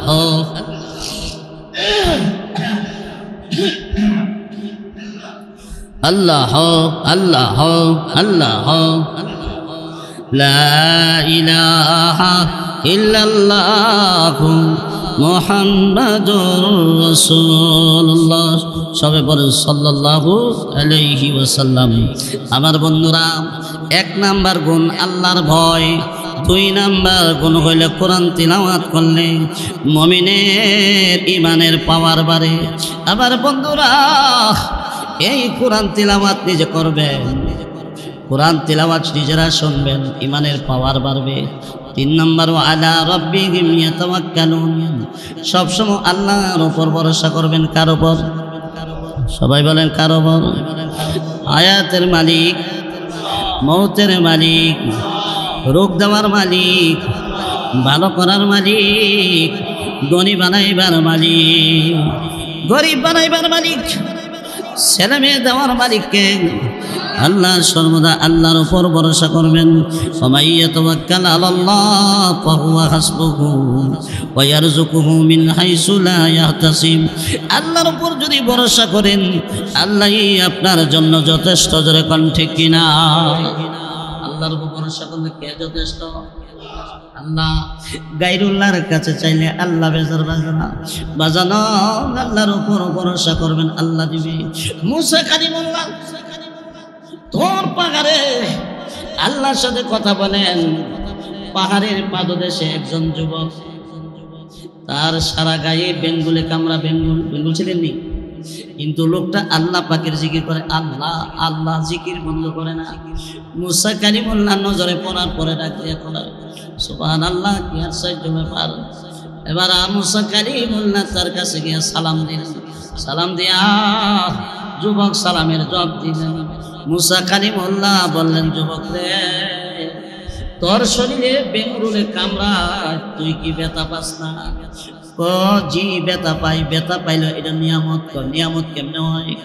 জানো না গো, আল্লাহর ওলি মুসা নবীর লোকটা ছিলেন না, জানো না গো, আল্লাহর ওলি বেঙ্গুলে যখন আমার কামড়ায় আমার চোখে ঘুম আসে না, 24 ঘন্টা আল্লাহরে ডাকতে সুবিধা হয়। হে আল্লাহর ওলি, আমার চোখে ঘুম আসে না, আল্লাহরে ডাকতে আমার সুবিধা হয়। এই জন্য বলেছি নিয়ামত। মুসা কালিমুল্লাহ আশ্চর্য হয়ে গেল, কি দেখছুনি কত বড় আল্লাহর আসে। আর এই লোকটা যদি খেদমত করতারি তাহলে তো আল্লাহ খুশি হইব। সুবহানাল্লাহ জোরে গান। আলেমের খেদমত করলে, মুসাফিরের খেদমত করলে, তাবলীগের খেদমত করলে কে খুশি হয়? হাফেজে কোরআনের খেদমত করলে কে খুশি হয়? এতিমদের খেদমত করলে কে খুশি হয়? বুড়া মা বাপের খেদমত করলে কে খুশি হয়? আল্লাহ, আমার আল্লাহ খুশি হয়। মুসা কালিমুল্লাহ বলেন, না জানো কয় বছর যাবত এখানে আসো? 30 বছর। কয় বছর? তুমি খাও কি? বলে আল্লাহ খাওয়া। আল্লাহ খাওয়া বলে তাহলে বা জান, আমি তো চাইছিলাম তোমার একটু খেদমত করতাম, তোমার মনে কি চাই? এই যুবক ডাক দেয়া কর, ঠান্ডা পানি খাইতাম। কি খাইতাম? আচ্ছা, যে আল্লাহ 30 বছর খাওয়াইতারে, ই আল্লাহ ঠান্ডা পানি দিতারে না? আরে কি মানে না? কার কাছে বলার দরকার ছিল? কইছে আল্লাহর ওলির কাছে। আল্লাহর নবী মুসা কালিমুল্লাহ বলেন, আর কি সামনে? আর মনে চায় এই যুগের নবী মুসারে দেখতাম। কারে দেখত? মুসা নবী বলে, একটা বুড়া হইছে আরেকটা। এবার মুসা নবী গেছে পানি আনতে, পানি আইনা দেখে রে বাগে আইসা এই যুবককে টুকরা টুকরা করে ফেলছে। মাথায় এক জায়গায়, পাওয়ার এক জায়গায়, হাতের এক জায়গায় টুকরা টুকরা করে লাইছে। মুসা নবী সেজদায় পড়ে ডাকতে মানি, যেই যুবককে 30 বছর যাবত পাহাড়ের পাদদেশে কুদরতি ভাবে পালো, এই মানুষটারে বাগে খাইল, তুমি বাঁচাইলা না।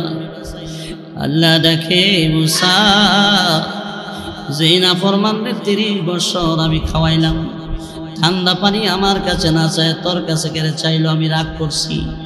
সুবহানাল্লাহ। আমি রাগ কইরা শাসন কইরা তারে মাফ করে দিছি। অনেক ছেলেরারে মা বাপ শাসন করেনি, করে যে আদর কইরা না দুশ্মনী কইরা। শাসনটা যে করে আদর থাকার কারণে না দুশ্মনী থাকার কারণে। আদর আমার পুত্রে যদি শাসন করি, আমার পুত যদি নেশা থেকে ফিরাজ, আমার পুত্রের জীবন কামো লেগে যাবো, ঠিক কিনা? আল্লাহর ওলিরা ভুল করলে আল্লাহ শাসন কইরা মাফ কইরা জান্নাত দিয়া দেয়। আল্লাহ দেখে মুসা, 30 বছর যাবত আমি এই নাদানরে খাওয়াইছি, আজকে যে তোমার কাছে ঠান্ডা পানি চাইছে, আমি নারাজ হইয়া গেছি, শাসন করছি শাসন। সুবহানাল্লাহ জোরে কন। তাহলে আমরা চাইব কার কাছে? আল্লাহর কাছে চাইব। আল্লাহর কাছে চাইলে আল্লাহ দিবে, ঠিক কিনা? আমার বন্ধুরা, এই জন্য আমার আল্লাহ বলেন, মুমিন যারা তারা সবসময় আমার উপর ভরসা করে। কার উপর? সরে বলেন কার উপর? মরিয়ম আলাইহিস সালামের মরিয়ম আলাইহিস সালামকে লালন পালনের দায়িত্ব ছিলেন জাকারিয়া নবীর। জাকারিয়া নবী হইলেন মরিয়মের খালু। বাইতুল মুকাদ্দাসের জন্য মান্নত করছিল মরিয়মের মা, খালুর কাছে নিয়ে দিছে। খালু ইমাম, আলাদা একটা রুমের মধ্যে মরিয়ম আলাইহিস সালামকে জায়গা দিলেন। জাকারিয়া নবী নিয়ে খাবার দাবার দিতেন। বাইরের মেয়েরে জরসের মায়ারে একদিন যাইয়া দেখি মরিয়মের ঘরে বেমৌসুমি ফল। সুবহানাল্লাহ বলে, সুবহানাল্লাহ বলে। বেমৌসুমি ফল হচ্ছে আমের সিজন না আম, জামের সিজন না জাম, লেসুর সিজন না আম সিজনের ফল। জাকারিয়া নবীর বয়স হলে 108। কত? ছেলেও নাই মেয়েও নাই। জাকারিয়া নবীর স্ত্রী হইল বন্দা, বাচ্চা দেয় না, দেয় নাই। জাকারিয়া নবীর বয়স হলে 108। বেমৌসুমি ফল দেখছে। মরিয়ম রে জিগা, মরিয়ম রে এই ফল তোরে কে দিল? কমিন ইনদিল্লাহ। সুবহানাল্লাহ, যারা বলেন আল্লাহু আকবার। কে দিছে? জাকারিয়া নবীর আর বোঝার বাকি নাই। জাকারিয়া নবী ডাইরেক্ট মসজিদের মেহরাবে চলে যায়। মেহরাবে যাইয়া নামাজ পড়ে আল্লাহরে ডাক মারছে, আল্লাহ মরিয়মকে তুমি বেমৌসুমি ফল দিতে পারো, আমিও তো বেমৌসুম আছি, আমার বয়স 108, আমার স্ত্রী বন্দা। মরিয়মকে যদি বেমৌসুমি ফল দিতে পারো, আমি বুড়ারেও তো সন্তান দিতে পারো। বুঝাই গেছে? আল্লাহ যে আল্লাহ বেমৌসুমি ফল মরিয়মকে দিতে পারে, এ আল্লাহ বুড়ার ঘর সন্তান দিতে পারে, বন্দার ঘর সন্তান দিতে পারে। আল্লাহ গো আমার একটা ছেলে দাও না। আল্লাহ বলেন, ও জাকারিয়া আমি তোমারে হে ইয়াহিয়ার সংবাদ দিলাম, তোমার ছেলে হবে রে। এই ছেলের নাম রেখে দিলাম ইয়াহিয়া। সুবহানাল্লাহ। এ তোমার সন্তানের নাম হবে ইয়াহিয়া। বেমৌসুমি ফল যে আল্লাহ দিতারে বুড়া বয়সের সন্তান পারে কি পারে না? বলে চাইবেন কার কাছে? সবাই বলেন কার কাছে? আল্লাহর কাছে চাইলে আল্লাহ দেয় কি দেয় না?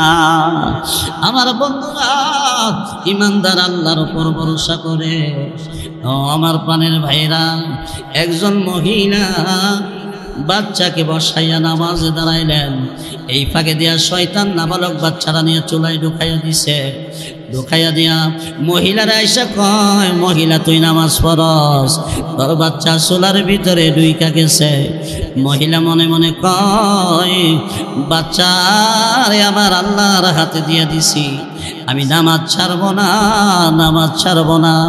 আল্লাহর নামের উপর বাচ্চা বসায় নামাজও দাঁড়াইছি, মরলে আমার আসে যায় না। মহিলা আল্লাহর উপর ভরসা করে নামাজও দাঁড়াইলেন। শয়তানে এই পাকে দিয়া চুলার ভিতরে ঢোকাইয়া দিলেন বাচ্চা। ঢোকাইয়া গিয়া মহিলা নামাজের লাগে পাগল হইছ, তোর বাচ্চা চুলার ভিতরে ঢুকে গেছে। মহিলা না শুনিয়াও না শোনার বন্ধরে নামাজ পড়ে সালাম ফিরাইয়া মহিলা যাইয়া দেখে জ্বলন্ত আগুনের ভিতরে সন্তান বসা, একটা পশম জ্বালাইতে পারে না। কে বাঁচাইছে? সবাই বলে কে বাঁচাইছে? আল্লাহ বাঁচাইছে। আল্লাহর উপর ভরসা করলে কে বাঁচায়? আল্লাহ বাঁচায়। হযরত ওমরের যুগে, হযরত ওমরের যুগে মদিনার এক যুবক একটা বাচ্চা লইয়া বাজারে যা, বাচ্চা লইয়া মসজিদে আয়ে, বাচ্চা লইয়া জগতে যা। হযরত ওমর কো যুবক রে, আমি তো দেখি বাচ্চা ছাড়া কোনো জায়গায় যাস না। যুবক ডাক দিয়া কোন এই বাচ্চা কবরের বাচ্চা। সুবহানাল্লাহ। এই বাচ্চা কবরের বাচ্চা। আর এটা কি কবর বাচ্চা হয় কেমন? এটা কবর হইছে। আমি বিদেশ যাওয়ার সময় আমি আমার স্ত্রীকে অন্তঃসত্ত্বা রেখে গেছি। আমার স্ত্রী পেরে বাচ্চা। আমি কইছি, আল্লাহ আমার এই বাচ্চারে তুমি হেফাজত কইর। এই কথা বলে আমি বিদেশ চলে গেছি। হুজুর আমার স্ত্রী গর্ভ অবস্থায় মারা যায়, তারে কবর দেওয়া হয়। আমার চাচাতো ভাই বলেন, আমি রাত্রেবেলা দেখি বাবির কবর থেকে একটা আগুন বের হয়। সুবহানাল্লাহ। এই ভাবি প্রতি রাত্রে আমি দেখি। আমি বিদেশ থেকে যখন বাড়িতে আইলাম, আইসা আমার চাচাতো ভাইরে জিগাইলাম, তোর ভাবি কই? ভাই, ভাবি তো মারা গেছে, প্রসব ব্যথায় মারা গেছে। মারা যাওয়ার পর আমরা তারে দাফন কইরা দিয়েছি। ভাই গ, রাত্র যখন হয় ভাবির কবরে আগুন দেখি, ভাই ভয় লাগে, কারো কাছে কই না। আমি আস্তে আস্তে আমার স্ত্রীর কবরে সাহস করে গেলাম, যাইয়া দেখি কবরটার মাঝখান দিয়া পাক হইয়া যায়। আমি ওকে দিয়া দেখি আমার বাচ্চারা তার মার বুকের উপর বসা। আমি এই বাচ্চা উঠাই আনছি। হযরতে ওমর আশ্চর্য হইয়া বলে, যুবক, তুমি বিদেশ যাওয়ার সময় কি বলছিলাম? বলছিলাম আল্লাহ আমার বাচ্চা তোমার কাছে দিয়া গেলাম। আমি আমার স্ত্রীর কথা বলি নাই, শুধু বাচ্চার কথা বলছিলাম। এই কারণে আমার বাচ্চার হেফাজত আল্লাহ করছে। যখন সুবহানাল্লাহ, আল্লাহু আকবার। আল্লাহর উপর ভরসা করবেন বাজান। আল্লাহ আমার সবকিছুর মালিক। সবকিছুর মালিক কে? যারা বলেন কে? আল্লাহু আকবার। এরপরে আল্লাহ বলেন, وَمِمَّا رَزَقْنَاهُمْ يُنْفِقُونَ إِنَّمَا الْمُؤْمِنُونَ الَّذِينَ إِذَا ذُكِرَ اللَّهُ وَجِلَتْ قُلُوبُهُمْ وَإِذَا تُلِيَتْ عَلَيْهِمْ آيَاتُهُ زَادَتْهُمْ إِيمَانًا وَعَلَى رَبِّهِمْ يَتَوَكَّلُونَ الَّذِينَ يُقِيمُونَ الصَّلَاةَ। মুমিনের 4 নম্বর গুণ, মুমিন নামাজ প্রতিষ্ঠা করবে। মুমিন নামাজ পড়বে, মুমিন নামাজ প্রতিষ্ঠা করবে। আরে নামাজ প্রতিষ্ঠা কারে কয়? নামাজের বিধান সহ ফরজ, ওয়াজিব, সুন্নাত এইগুলি সহকারে নামাজ পড়ার নাম হলো নামাজ প্রতিষ্ঠা করা। সত্য নামাজ পুরুষের জামাতে পড়া নাম নামাজ প্রতিষ্ঠা করা। 5 নম্বর গুণ হলো মুমিন নামাজ প্রতিষ্ঠা করবে। সুবহানাল্লাহ। নামাজ পড়ার দরকার আছে না নাই? যে ব্যক্তি 5 ওয়াক্ত নামাজ পড়বে, আল্লাহ রাসূল বলেন আল্লাহ তারে 5টা পুরস্কার দিব। জোরে বলেন সুবহানাল্লাহ। নামাজি ব্যক্তির রিজিকের অভাব করে সরাবেন আল্লাহ। কে? নামাজি ব্যক্তির রিজিকে কষ্ট করার লাগতো না, আল্লাহ ব্যবস্থা করেন। নামাজি ব্যক্তির কবরে আযাব হয় না। সুবহানাল্লাহ বলেন। নামাজি ব্যক্তির ডান হাতে আমলনামা দিবে। ফুলচেরাতের ফুল বৃষ্টির গতিতে পার করাবে। ওয়ায়াদখুলুল জান্নাতা বিগাইরি হিসাব। এ নামাজি ব্যক্তিরে বিনা হিসাবে আল্লাহ জান্নাত দিবে। তাহলে 5 ওয়াক্ত নামাজ আমরা পড়বো তো ইনশাআল্লাহ? 5 ওয়াক্ত নামাজ পড়বো তো? আল্লাহ 5 ওয়াক্ত নামাজ আমাদেরকে জামাতের সাথে পড়ার তৌফিক দান করুন। সবাই বলুন আমিন। আরো জোরে বলেন আমিন। যেহেতু আগামী কালও মাহফিল আছে, এই জন্য আর লম্বা করাটা সমীচীন মনে করি না। আপনারাও তো ক্লান্ত হয়ে গেছে।